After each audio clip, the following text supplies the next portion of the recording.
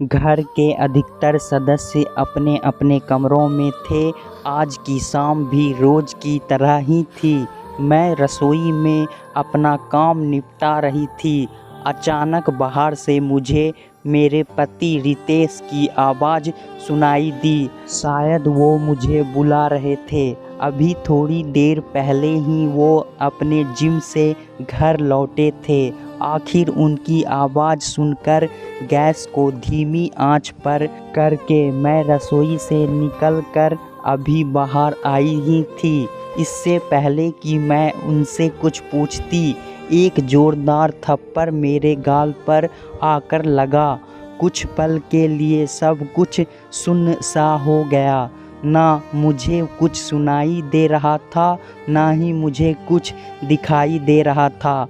मैं ज़मीन पर एक तरफ गिरी पड़ी थी, पर उस एक थप्पड़ की गूंज पूरे माहौल में गूंज चुकी थी। घर के हर कमरे में वो गूंज सुनाई दे रही थी। घर के बाकी सदस्य देवर महेश और ससुर जी भी निकलकर बाहर हॉल में आ गए थे। वहीं जहां ये थप्पड़ मेरे गाल पर पड़ा था, वहीं जहां सासू माँ अपनी विजयी मुस्कान के साथ अपने बेटे के पौरुष पर इतरा रही थी। आखिर उनके बेटे ने उनके कलेजे को ठंडक प्रदान जो कर दी थी। सचमुच आज जब उनका बेटे मेरे गाल पर थप्पड़ लगाकर मुझे कमज़ोर साबित कर रहा था, तब सासू माँ को अपने बेटे पर गर्व महसूस हो रहा था। आखिर वो उनके दूध का कर्ज जो उतार रहा था। एक जिम जाने वाला बंदा जिसके अच्छे खासे बाइसेप्स हो, वो अगर थप्पड़ मारे तो कैसा लगता है, बस वही हाल मेरा हो रहा था। मैं अस्त व्यस्त अवस्था में ज़मीन पर पड़ी हुई थी। मुझे ये भी होश नहीं था कि मेरा दुपट्टा कहीं और जाकर गिरा है।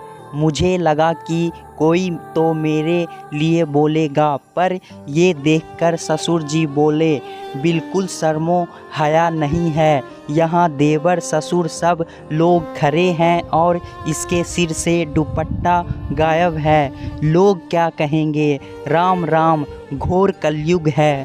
कहते कहते ससुर जी भी वापस अपने कमरे में चले गए।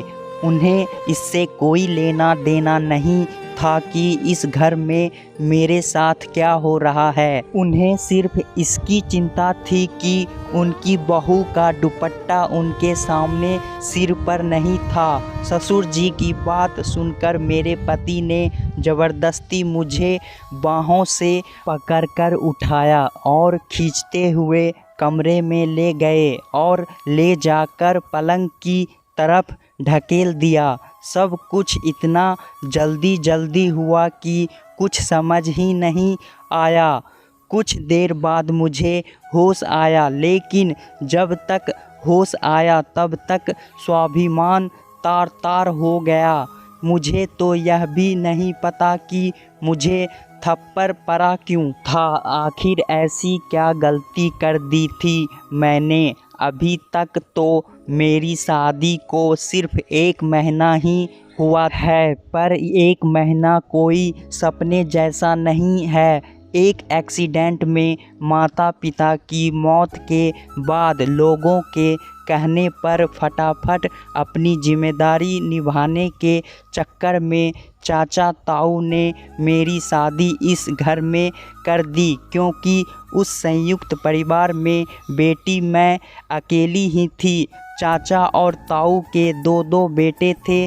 पुश्तैनी जायदाद में पिता का भी हिस्सा था, हालांकि वो हिस्सा अभी भी मेरे नाम पर था। ये बात मेरे ससुराल वाले बहुत अच्छे से जानते थे, इसलिए खुद ये लोग रिश्ता लेकर आए थे।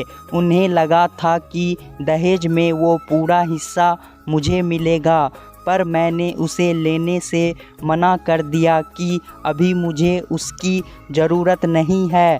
बस यही बात इन लोगों को कचोट गई। ये बात है कि मेरे चाचा ताऊ ने वो हिस्सा मेरे लिए संभाल के रख लिया, पर ये बात मेरे ससुराल वालों को पता नहीं। यहाँ आई तो ससुराल में सासू माँ का बोलबाला था। घर में कहने को 3 पुरुष हैं, पर सब उन्हीं की जुबान बोलते हैं। थोड़ी देर बाद सासू माँ की बाहर से आवाज़ आई, अरे ओ महारानी, कब तक आराम फरमाती रहेगी? बाहर आकर रोटियां तो दो, यहाँ सब कब से भूखे बैठे हैं।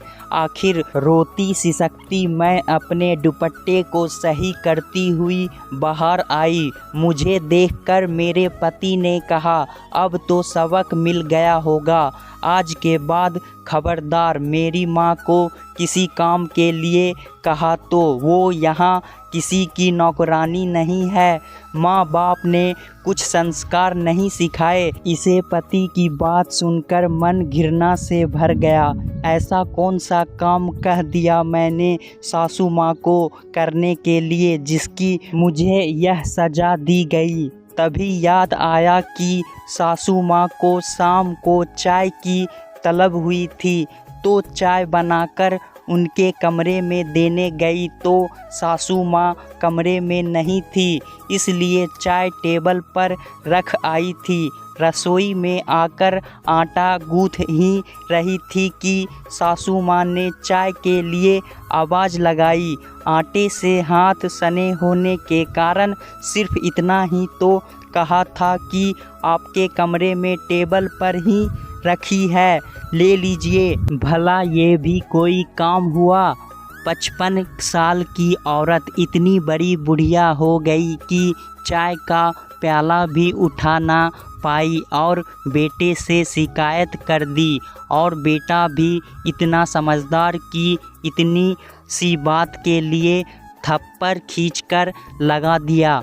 अभी 1 महीने पहले तक इनके घर में ऐसे कौन से नौकर चाकर लगे हुए थे जो इनकी माँ काम नहीं करती थी। बहू के आते ही अचानक क्या हो गया? मन में कई विचार उबाल मार रहे थे। अगर जवाब नहीं दिया तो जिंदगी भर भुगतना होगा। पूरे शरीर की नस नस में गुस्सा दौड़ रहा था। इतने में सासू माँ ने फिर कहा, अरे क्या भूत बनी खड़ी हुई है, जाकर रोटी सेक। मुझे वहाँ खड़ा देखकर पति भी मेरे पास आकर बोले, माँ लगता है इसको अभी भी समझ में नहीं आया, वो तो ट्रेलर था, इसको अभी पूरी पिक्चर दिखाता हूँ। माँ जरा दरवाजे के पास जो लाठी रखी है वो देना, आज इसे बता ही देता हूँ कि ससुराल में कैसे रहते हैं। इससे पहले कि ये कुछ कर पाते मैंने खींचकर थप्पड़ इनको गाल पर रसीद कर दिया। मेरी हरकत से सभी लोग हैरान हो गए थे। कुछ देर के लिए उस थप्पड़ की गूंज ने सभी को चुप करा दिया, पर उस चुप्पी तोड़ते हुए मैंने कहा, अपनी बूढ़ी माँ से काम कराते हो तुम, शर्म नहीं आती या संस्कार बेच खाए? तुम्हारे बूढ़ी माँ ने कुछ सिखाया नहीं तुमको कि ऐसी बूढ़ी औरत से काम नहीं कराते? मेरी बात सुनकर गुस्से से मेरा पति अपने गाल सहलाते हुए मेरी तरफ देख रहा था। तभी सासू माँ पुकार कर बोली, तेरी इतनी हिम्मत कि मेरे बेटे पर हाथ उठाया? कैसी औरत है तू, अपने पति की इज्जत नहीं करती?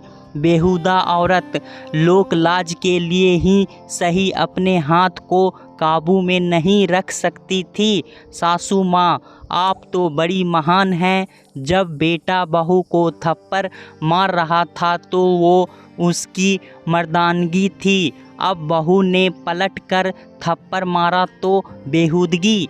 मैं बर्दाश्त करने वालों में से नहीं हूँ। तभी ससुर जी भी चिल्लाते हुए बोले, इसे घर से धक्के मार कर निकालो। माँ बाप तो है नहीं, देखते हैं चाचा तो कब तक घर में रखेंगे। शर्मो हया बेच खाई इसने। अरे चाचा ताऊ तो रख लेंगे, लड़की की शादी की है, बेचा नहीं। हमने हिम्मत कैसे हुई हमारी बच्ची पर हाथ उठाने की। माँ बाप नहीं है तो क्या इसका मतलब यह नहीं है कि जो आए वो तुम करोगे। अचानक पीछे से ताऊ जी की आवाज़ आई। पलट कर देखा तो चाचा जी, ताऊ जी और उनके बेटे खड़े थे। उन्हें अचानक घर में देखकर सबकी बोलती बंद हो गई। तभी चाचा जी बोले, हम तो सोच रहे थे कि त्यौहार नज़दीक है, अपनी बेटी को लिवा लाते हैं, पर यहाँ तो माहौल ही कुछ और है।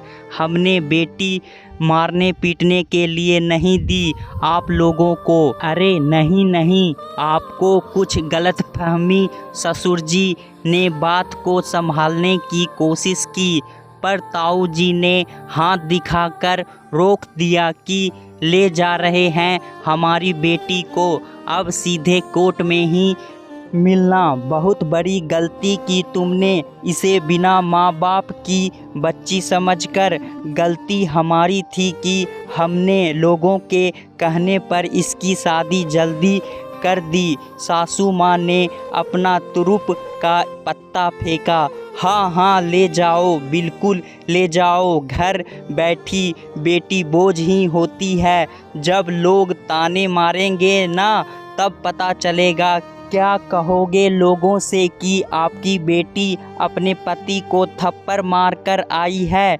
लोग क्या कहेंगे अब उससे? हमें फ़क्र नहीं पड़ता, अब हमारी बेटी इस घर में नहीं रहेगी, कहकर ताऊ जी ने मुझे मेरा सारा सामान बंधवाया और उसी समय मुझे लेकर रवाना हो गए। आखिर कुछ दिनों की मशक्क़त के बाद मुझे उस घर से छुटकारा मिल ही गया। आज मैं अपने आगे की पढ़ाई कर रही हूँ और जब तक आत्मनिर्भर नहीं हो जाऊँगी तब तक ताऊ जी और चाचा जी ने मेरी शादी की बात करने तक से मना कर दिया। दोस्तों, इस तरह से पति को अपने पत्नी पर हाथ नहीं उठाना चाहिए। पत्नी पर हाथ उठाना क्या मर्दानगी कहा जाता है? पत्नी को कोई काम करने में लेट हो जाए या आवाज़ देने पर नहीं सुन पाए तो क्या इस तरह के बर्ताव पति को नहीं होने चाहिए। दोस्तों, कहानी कैसा लगा हमें कमेंट में ज़रूर बताएं। इसी तरह की पारिवारिक कहानी सुनने के लिए हमारे चैनल को सब्सक्राइब ज़रूर करें। धन्यवाद।